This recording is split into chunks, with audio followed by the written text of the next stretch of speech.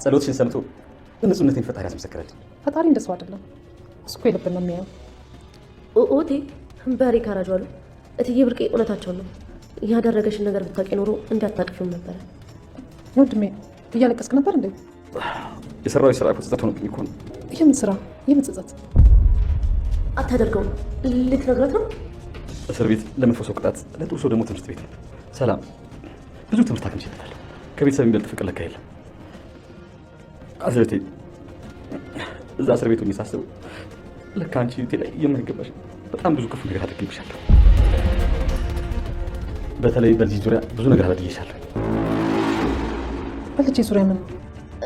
አጎቴ ደክሞሃል እኮ። ቆይ ለምን አረፍ አትልም? እሱ አይሻልም? አረፍ በል። አይ የኔ ልጅ ዛሬ ለእህቴ ሁሉ ነገር እነግራታለሁ። ጸጸቱን አልቻልኩትም። አንቺ ብትሆኚ ይቅርታ መጠየቅ አለብሽ። እንዴ እዚህ ነገር ብሌንና ሰላም ተጣልተዋል ማለት ነው። እንዴት ደስ ይላል። እኔ ደግሞ በደንብ አባብሰዋለሁ። ያው ይዛሽ እንዳትሄድ ገረድ መሄድበት ቦታ አይደለም ማለት አይመጥንሽም። በቃ ድስት ጠርገሽ ቁርስሽን በይሽ። እሱ ነው ላንቺ የሚመጥነው። እሺ ባህሉ ተፈታ። አሁን ለሁለት ተባብረው እትዬን የሆነ ነገር ያደርጓታል። ስለዚህ አሁንም ማንም ሳይመጣ ይህንን ደብዳቤ እትዬ በምታገኝበት ቦታ አስቀምጠዋለሁ። እውነቱን እንድታውቅ ማድረግ አለብኝ።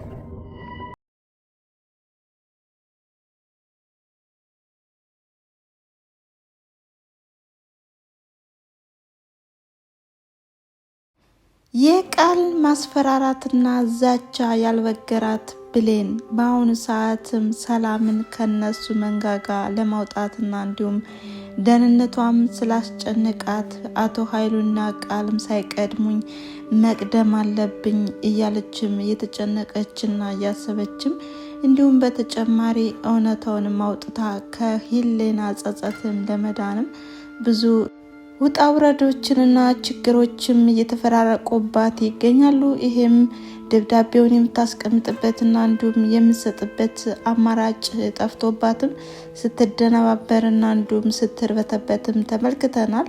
በዚህም ሂሌና እንዲሁም ቃልም እያስጨነቋትም ነበረ። ነገር ግን ይሄ ሁሉ ዛቻና ፍራቻም አላስቆማትም። ምክንያቱም ሰላምን ከልቧ ትወዳታለችና እንዲሁም ለእውነት የቆመች ናትና። ነገር ግን ሰላምን ቢሆን እየተረዳቻት አይደለም። ምክንያቱም በእያንዳንዱ ነገር አንቺ እየተደነባበርሽ ነው።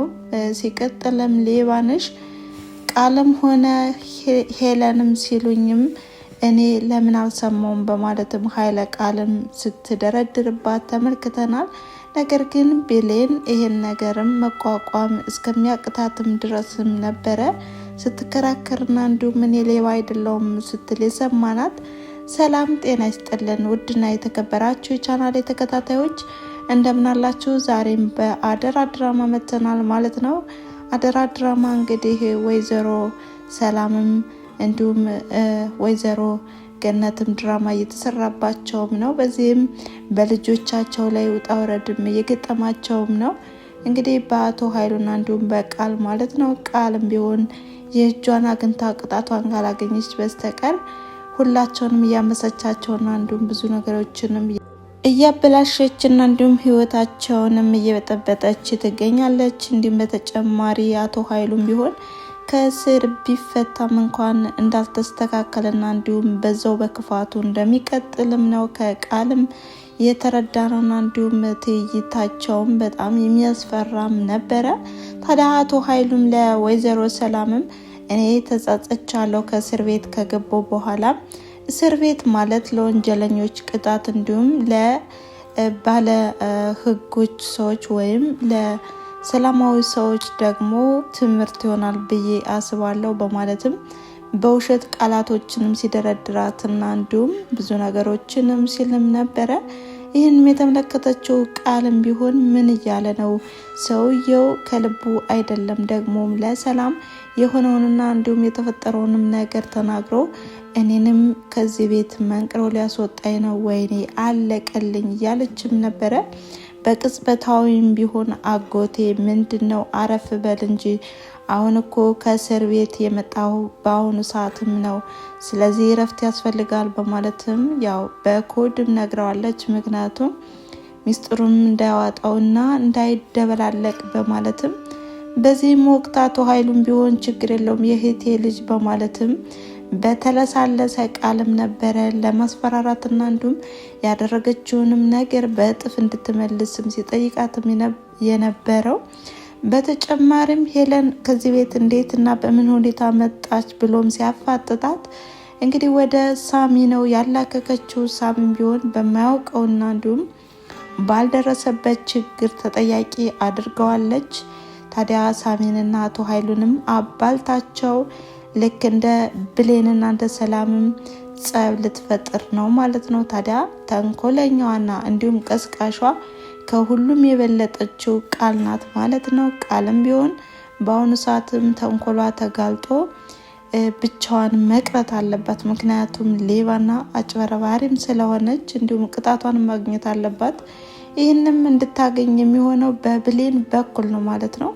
ነገር ግን ብሌን በየትኛውም አማራጭም ቢሆን እንግዲህ በአጋጣሚም ቢሆን ሌባ ብትባልም ግልምጫዎችንም ችላ ተደራርቦባትም በወቅቱም ሰላም አግኝታታለች። እንግዲህ ከጃኬቱ ደብዳቤውን ልታስገባ ስትል ሰላምም በጣም በኃይለ ቃልም ነበረ ተቆጥታ ወረቀቱንም የመለጠቀቻት። ወረቀትም ስታነበው እንግዲህ የሷ ታሪክና እንዲሁም አቶ ኃይሉና ቃልም እንደሚያጠፏት ይሄ ወረቀትም ስታነበው ምን ይሰማት ይሆን? ብቻ በጣም አጓጊና እንዲሁም ልብ አንጠልጣይ የሆነው ድራማ ክፍል ላይ ነን ማለት ነው። እና ሰላም ብሌንን ታምናታለች ወይስ ቃልን ስለምትጠያትና እንዲሁም ስለበለጠችሽ ነው በማለትም አመነጫጭቃ ከዛ ቤት ታስወጣት ይሆን?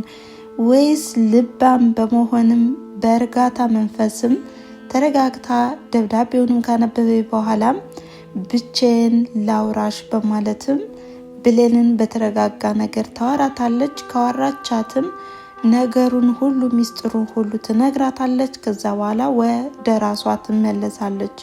ካለዛ ብሌንን የማታምናትም ከሆነ እሷ የምጥፊዋን መንገድ እያመቻቸች ነው። ምክንያቱም በአሁኑ ሰዓትም ብሌንን ካላመነችና እንዲሁም ያዙ ልቀቁኝ ብላም ለቃልም ሆነ ለአቶ ኃይሉ ከተናገረች አሁን ላይ ለብሌን ችግር ትሆንባታለች ማለት ነው። ይሄን ነገርም ሚስጥርም እንዳትናገሪ ብላም ከዚህ በፊት ቃልም ቢሆን አስጠንቅቃታለች። ነገር ግን ብሌን የሰላምን ውድቀት አትፈልግምና የመጣው ይምጣ በማለትም ማንነቷንም ሳትናገር ነበር የጻፈችው። ነገር ግን በአጋጣሚ ቢሆን ተይዛለች እና ሰላም ማወቅና እንዲሁም መረዳት አለባት።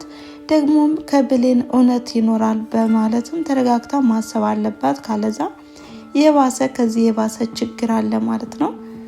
በሌላ በኩል ሳሚ በአሁኑ ሰዓትም ቃል እንደከዳችውና ከጨዋታ ውጭ እንደምታደርገውም አውቋል። በዚህም አቶ ኃይሉም ከጨዋታ ውጭ ልታደርገን ነበረ ልታሳስርም የቻለችው እሷ ናት በማለትም ለአቶ ኃይሉ ከተናገረ አሁን ላይ ቃል ብቻዋን ትቀራለች ማለት ነው። ታዲያ ሳሚም ቢሆን ይሄን ነገር ሚስጥሩም ካወጣም በኋላ ዳጊና ወይዘሮ ገነትም እናትና ልጅም እንደሆኑ አሳውቋል። አንድ ሸክም አቃሏል ማለት ነው። ነገር ግን የአቶ ኃይሉና የሳሚ ስምምነትም ይፈርሳል ማለት ነው። እናስ በቀጣይ ቪዲዮ በምን አይነት መንገድ ይመጡ ይሆን?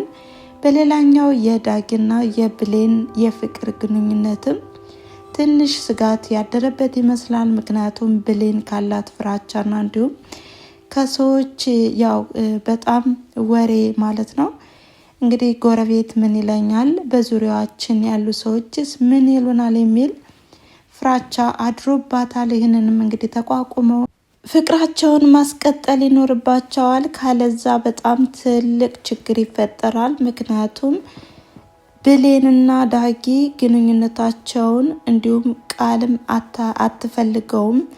እንግዲህ የብሌንና የዳጊን ግንኙነትም በጣም ነው የሚያቃጥላት። ምክንያቱም ቃል ዳጊን ስለምትወደውና ስለምታፈቅረው፣ ዳጊ ደግሞ ቃልን አይወዳትም። እንደውም ከፊቴ አልይሽ እያለ በጣምም እንደምታስጠላውም ተናግሯል። እንዲሁም ደግሞ ቃልም ተንኮለኛና አስመሳይም ስለሆነች ልኳንም እየነገራት ነው። ታዲያ ቃልም ቢሆን አሁን ላይ ከአቶ ኃይሉ እጅ ላይ ናት ማለት ነው። አቶ ኃይሉም በቀላል ነገር አይፋታትም። ምክንያቱም ወይዘሮ ሰላምን በስመ ንብረቷንም አዙራ እንዲሁም ግማሽ ንብረትም እንዲያካፍላት ካላደረገችም በጣም ችግር ይሆናል ማለት ነው። እንግዲህ ሌባ ወይም አጭበርባሪ የሚጣለው ያው በሂሳብ ነው ማለት ነው። እና በአሁኑ ሰዓት ተነካክሰዋል ማለት ነው። በቀጣይ ቪዲዮስ በምን አይነት መንገድ ይመጡ ይሆን?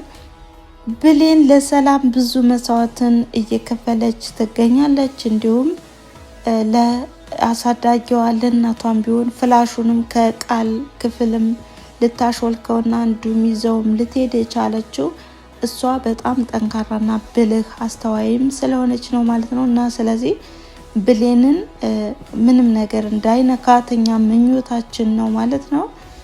እናም የዛሬው ቪዲዮ ይሄን ይመስል ነበረ። በቀጣይ ቪዲዮ እስከምንገናኝ ድረስ መልካም ጊዜ እያልኩኝ እናንተም ላይክ፣ ሼር፣ ኮሜንት እያደረጋችሁ አበረታቱኝ። ባይ ባይ።